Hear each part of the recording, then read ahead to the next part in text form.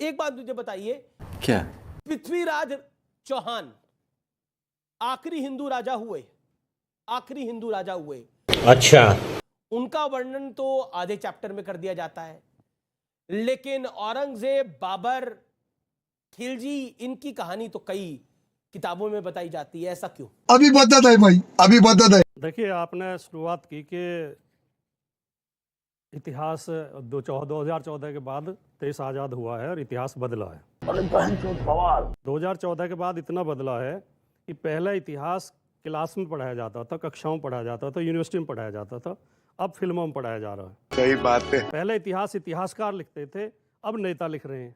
अब अमित शाह जी लिख रहे हैं, मोदी जी लिख रहे हैं, सुधांशु जी लिख रहे हैं। क्या बात कर रहे हैं? पहले प्रधानमंत्रियों के इंटरव्यू पत्रकार किया करते थे, अब कौन करते हैं? प्रसून जोशी करते हैं, अक्षय कुमार करते हैं। जो फिल्मों के हीरो हैं और जो कवि हैं वो जाके इंटरव्यू करते हैं। सही पकड़े हैं। धर्म की रक्षा करने की जिम्मेदारी आप जैसे गुरुओं की थी, साधुओं की थी, संतों की थी, महात्माओं की थी। अब जो गली के टपोरी हैं उन्होंने धर्म की रक्षा का झंडा उठा रखा है। तो देश में इतना बदला है।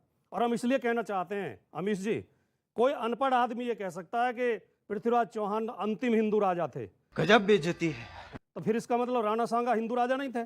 क्या पकड़ा है? महाराणा प्रताप हिंदू राजा नहीं थे? शिवाजी हिंदू राजा नहीं थे? झांसी की रानी हिंदू नहीं थी? पृथ्वीराज चौहान के बाद तो हजारों हिंदू राजा हुए हैं।